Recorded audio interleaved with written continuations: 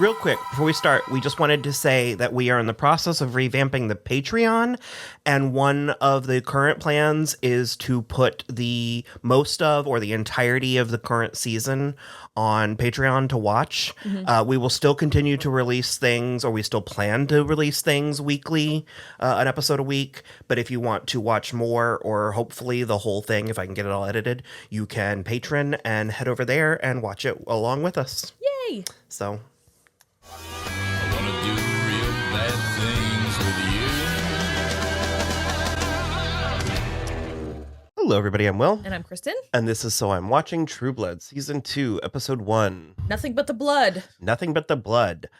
So it does literally pick up right where it left off. Having said that, this is a different show. Yes, it is. Yep. Do you feel that? I do feel it. You can already, in my opinion, tell they've got more money, a little more money. And it's not to say that I think the first season's writing was bad, but this is already a little punchier, I want to say, in a way that's interesting. And I think almost everybody has a little better handle on their character, even Deborah, who Jessica is still evening out. But I think it's like post this episode, it's the same Jessica till the end of the show. I thought it was after they go. I thought they go to see her family. But I think that's in the next episode. Okay. It's very fast because Yeah. I remember when we sat down to watch season 2, we were like, ugh, Jessica. And then it was like a matter of We were like episode 4 or 5. And we were like, Yeah. I actually kind of like her. Yeah. She's amazing. So, But it starts here because she's like they're trying to figure out how to make True Blood that she can drink. So they're like mixing varieties of True Blood and everything. And then she has a little Sookie has like a little moment with her and she's like, I really need to talk to Bill. And I know we got off on the wrong foot, but like, if you give me tonight, I'll take you out tomorrow and we'll hang out, just girls. And that's such a good and the fact that she like evens out, it kind of just goes to show that she just went through a bit of trauma, and maybe just needed someone to actually talk to her and not at her. So that's the other thing too, is because Sookie's a stepmom now, basically. And I think the biggest thing is she was experiencing trauma even before the vampire thing, because we don't fully know that, but yeah, at this point, we do, because when she is like still all dirty and she's like, no more this, no more that, like no more belts. She did say belts. Her parents were beating her and she snuck out to a party one time, and honestly, it was traumatic in the moment, but it's the best thing that could have happened to her. She was in a bad situation. Well, I said that, I was like, I've forgotten sort of the fundamentalist aspect, but I was like, wasn't her family like kind of bad? I think they're real bad, yeah. So, for me, Bill and Sookie are just sort of whatever, kind of from here on out. It's fine. It's varying degrees of stomachable. I think it's written well enough. Like, I think the usage of the Uncle Bartlett stuff, because though no one's really shedding a tear specifically for Uncle Bartlett, she does bring up a good point that it's like, can I not trust you with my thoughts and emotions? Yeah. Like, do I have to be worried that you're going to go vigilante? Like, every time, like, what if I complain about, what if she complains about Terry overcooking a steak at work? Is he gonna go kill Terry? Or I don't know, her brother hitting her? Yeah, I just like, no, 100%. They've dealt with that. It's not, it's great. It's like a 1-2 punch in this episode, because she finds out by accident about Jessica, because he was trying to tell her, but he hasn't told her for the last 2 weeks that he had to do that was his punishment. I think he was kind of in a denial himself. Well, he pawned her off on Eric, and he was like, I'll never have to think about it again. I don't think she's so much mad at him as she is mad at this confrontation of reality in their relationship. Yeah. It's a tightrope walk that the show does. It walks it. It's not always even, because I can't fully understand what exactly the show is trying to say about vampires, because they come out of the coffin And we have Nan Flanagan, as matter-of-factly as possible, being like, that, of course not, no, that would never happen, blah, blah, blah, you know, yada, yada, yada. But then we are constantly being reminded of what an actual threat vampires are. Yeah. And so it's sort of... That's the point. In that sense, the whole thing is a metaphor for just politics. For just the human condition. So, okay, then I rescind my sort of like, what is the point? But it because at any given moment, we can see the good and I don't know. I think we see far more bad from the vampires than we do. They're far more aggressive, and because it's kind of, it's not as like, it's not a, but we talked about this, especially when we got into like the show's relationship with race. It's like, it's not a one-to-one comparison, because the group being othered here has a significant power advantage in many ways, not all, but many ways. And so it's sort of like, it's sort of like a reverse, like, Nazi Germany situation where the group being marginalized is the Nazis, kind of. I don't know. Am I going to a weird... You went to a weird place, but I understand your metaphor. Okay. You're totally right, because you're right, they have this extra power, and they're being marginalized because the humans are scared of them. And so it's like, but I mean, I don't know, they've won a lot of stuff too, like, they are able to own property, you know, we get the marriage was approved in Vermont. We get the constant reminder that humans are also capable of evil, of darkness, as well, as evidenced by Renee. Mm-hmm. But you can't you can't tell me that bitch on the news footage getting married at the girl. You can't tell me that she's Susie, like, going to the PTA meeting, wants to be a useful part of the community. Yeah. Am I being bad? No, I mean, you're probably right. I mean, they can't have kids anyway, so the PTA is moot. But but that's kind of unless she makes somebody. That's sort of where I'm like, I think the show does a good job keeping the reins on the metaphor. That's not to say that it's always. It's not rock solid. Yeah. So that's sort of how I interpret it, especially given the goddamn you Bill Compton. Is she's not so much mad at him as she is frustrated by this, like, well, also Jessica, but you are a vampire and this shit will happen. Also, Jessica doesn't help because she comes out from Bill's bedroom in a towel and talks about how great his shower is. Kiss me, just make it go away for just a little while. Well, hi there. You must be Sookie. Oh, Bill. I love your shower. So, she's a little pot stirrer at the beginning. But yeah, so she is on a better foot with, well, even that, I think that was just naive. Yeah. Wait, her coming out of the... Jessica? Yeah. No. You think she was why was she one-upping Sookie? She didn't know Sookie at that point. She just knew that Bill was having a guest over and she was being a little bitch. Oh. She had such a smug grin on her face. I don't know. And coming out in just the towel? No, that was on purpose. Whatever. Whatever. So, the body in the car is Miss Jeanette. Yep. I had forgotten all about that. It's yet another thing that I actually have a complicated relationship with this show. Why do we get a reason for why it's Miss Jeanette? Eventually, but not for quite a while, I feel like. Then I'll hold off on that for a while. But it looks like the cause of it seems the cause of death is from her heart being ripped out of her living body. That didn't happen after the fact. Yeah. Well, her face is like a scream. It's a comical dummy of Aisha Hines that I had a hard time not laughing, especially when he's like, she's deep in the throes of rigor mortis. That word just belongs to Alyssa Edwards to me now. Rigor mortis, girl. It was rigor mortis. So they do, for some reason, they tell Letty Mae.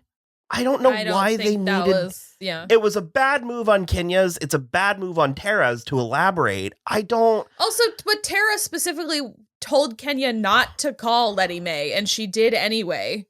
But it's also, you could have just been like, oh, there was a body. Like, I don't know. I don't know why they decided to tell her everything. Yeah. It felt. Because you're right. Then Tara could have also just been like, yeah, it's a tragedy. She died. Sorry. But she was like, she was also a fraud, just so you know. That exorcism wasn't real.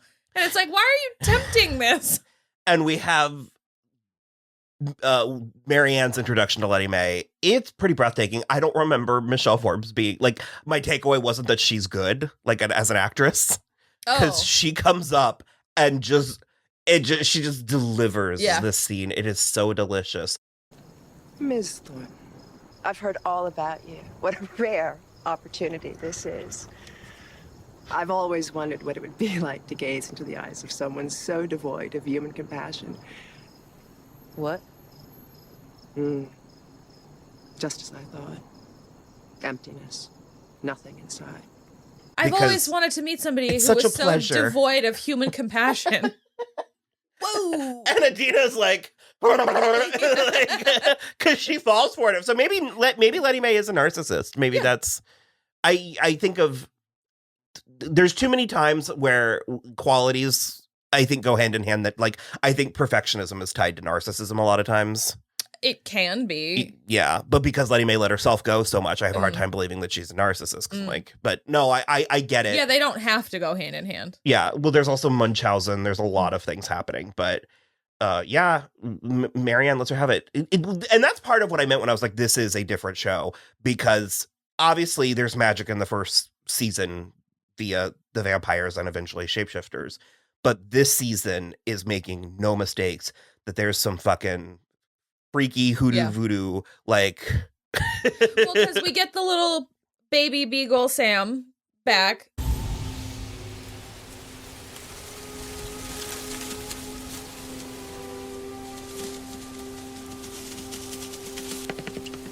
That beagle is dead now, but so cute.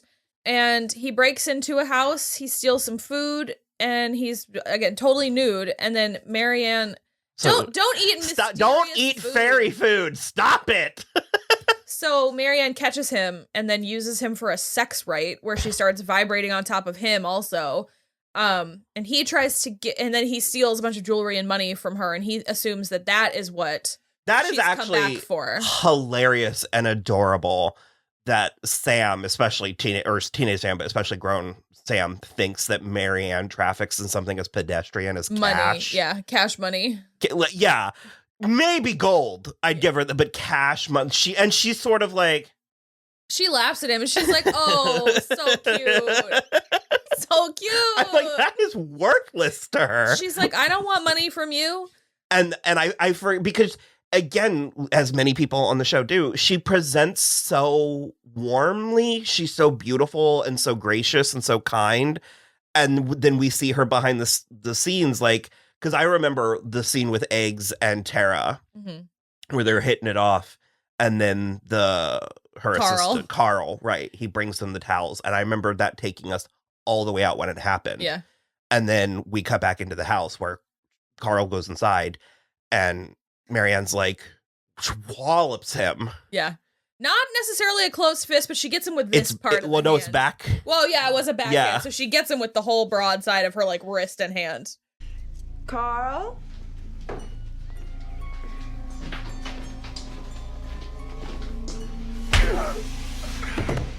Nobody needed towels. And it's like, I remember our friend Tim, it took him all the way out. It was so good. Because it's like, I mean, I have a general sense of what we're like. I can remember tableaus of what we're building to, but I don't remember what she wants. Me neither. Like specifically what she's trying to do. I mean, it's like, I think it's sex rights. There's sex definitely still sex stuff. But yeah, because I think that's why she hit Carl so hard. It's because she needs Eggs and Tara to like start providing like a energy source. And I mean, in that case, that could explain why it was Miss Jeanette if she was specifically targeting Tara or the Thornton women and the chaos from them. Maybe. And Tara's tie to Sam. I don't know. I don't remember. Yeah. I genuinely don't. Yeah, this episode is really just kind of Sam Merlot in the very bad, no good, horrible day. He's like, it's not it for him the whole time. Also, I forgot to mention at the end of last episode, he gets real snooty with Sookie because they passed the marriage law in Vermont, and Arlene is like, now you can get married to Bill. And I was like, she's known him for 3 weeks. Let's pump the brakes, Arlene. There are so minimal brake pumping. Yeah, so few pumps on the brakes. And so Sam just is like, I think you should get married to him and do this and do that. And I bet there's vampire florists and I'll throw you a party and it'll be better than Arlene's. And I was like, Jesus Christ. Arlene's party was great. Why are you being a dick to Arlene? Yeah. Like, it was a whole thing. I thought it was worth noting, and I forgot to in the last episode. And we did see Arlene is still going through it, rightfully so. Terry came to her aid. Oh, I forgot to say that too. At the end of the season 1 finale, he told her hair looked like a sunset after a bomb went off. And then he has to clarify that means pretty. So cute. He did. But he does come to her rescue because there's a couple of fucking broads gossiping about Renee. That wasn't even gossiping. That was just shit talking. Yeah. That was just like they opened up to have that conversation. Like there was no about it. And they were in 2 separate booths. I was just out back, and you can smell the blood out there. What kind of sick animal would keep a poor woman's heart? Well, you know Renee Lanier, or Marshall, or whatever his name was? I heard that the American Vampire League, they wanted to teach him a lesson. So they dug him up, and they turned him into one of their own. 2 stranger women. Well, because I was like, it's a wonder Merlot's has any clients or any clientele at all, because they stay kicking people out. I don't. Considering how much I do remember, I don't remember why Lafayette is in the basement. Because of Eddie. Oh. Well, he didn't. Yeah. So Yeah. Lafayette's in the basement of Fantasia. Does that thing do anything? It spins them around so that they can get to the shit bucket. Nope. I got that part. Oh. I think it does something upstairs. Oh, maybe. I don't know. I thought it was like the DJ or something. No. Or something. I Am I making that up? Yeah, you're I making thought it it did something upstairs in Fantasia. But because we also got one of the 3 rednecks. I don't remember which one. The main one. The one that was like, I don't want the burger with AIDS. Okay. Yeah. And him and Lafayette bonded against Lafayette's will, against his his desires. And then he tried to attack Eric. I don't know how he thought that was going to go with one tiny silver chain necklace. But it went bad for him. This is one of a few places where I'm like, man, this is a different show. In a good way. Because Eric picks him up and bites him. Yeah. Like a Teen Wolf werewolf. I think it's more in the leg because that's when he separates the leg. It's the hip. It's there. So it's close enough to being an ab bite, It which is we an never ab do bite, get from Teen Wolf. But it's just so we see just enough of it, and then there's sort of shadow, but it's just Eric is just like, ah!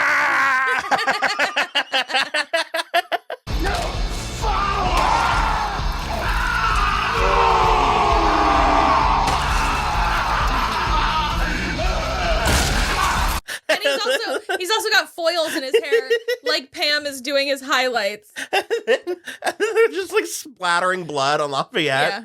Yeah. And because we found out that he has a metal hip, and I was like, I feel like that comes into play, probably the opening scene of the next episode. Yeah. Because if I remember correctly, one of the funniest lines that Eric ever speaks is the opening of the next episode where he realizes there's blood all in his hair and Pam is going to be really pissed about it because she was doing it. Uh-huh. But then we get Vampire Eric with his Short hair. correct haircut, and it's much better. And important to note that the homophobic bully had a gay encounter when he was a teenager. And so sometimes, not oppression, but repression. Oh, repression, yeah. Yeah, manifests in hostility. Also, we officially meet Steve and Sarah Newlin. Oh, Reverend. Oh, Mrs. Newlin. Yeah. Anna Camp and Michael McMillan. just perfect. They talked a lot. I don't think much was said. It was church. Come to our church. Yeah, but Sarah's already making eyes at Jason. This here is Jason Stackhouse from down the road a piece in Bon Tom. Ah. Wow. And so that's basically, it costs $1,200 to go to this weird camp. That he lies to Sookie about. He just lies about the church it is. Oh, because it's the fellowship? It's the vampire, the anti-vampire church. So, but because she doesn't want Uncle Bartlett's money and gives it to him, then he can go because it costs $1,200. And she didn't want Uncle Bartlett's blood money. Yeah. I remember.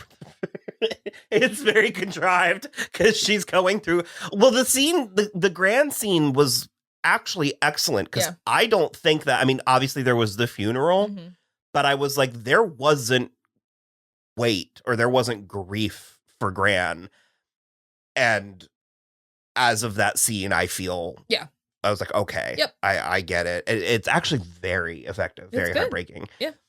But I guess I don't understand why it couldn't just be like a paper cut or even something like I mean, I guess you don't want to set a precedent for Sookie having nosebleeds. Yeah. But it's like a cardboard cut. It's gnarly. And then the lawyer or whatever gives her the money and she like smears her blood all over it. And you were like, hey, there's blood on that money. Ka-funk. I like a weighty metaphor as much as the next person, but I remember watching that the first time and being like, "Oh God!" Well, because there's times where it's crushing. There's times where it does it really well, or so I think the difference is it wasn't done with a wink and a nudge. There, it was done like it was actually meant to be like profound. Yeah, and it's not Eric picking somebody up and biting his hip, which is 2 thumbs up for me. I want to say that's mostly it for this episode. It's a pretty good one.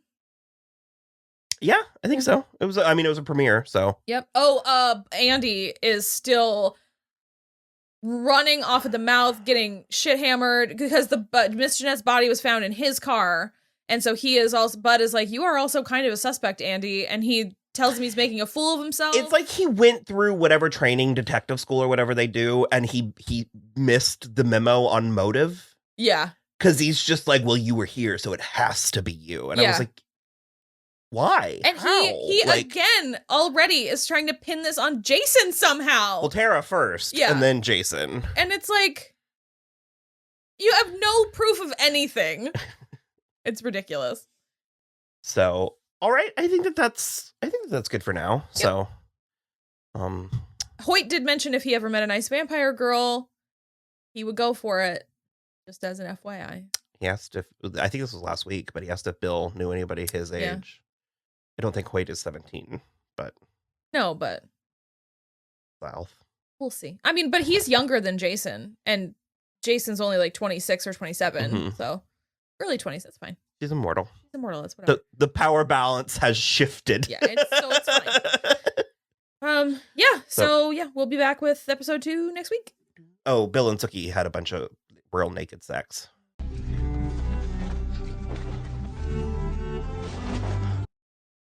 After they said I love you for maybe the first time, we can't remember. We also don't. I don't care. I don't care at all. Okay, bye.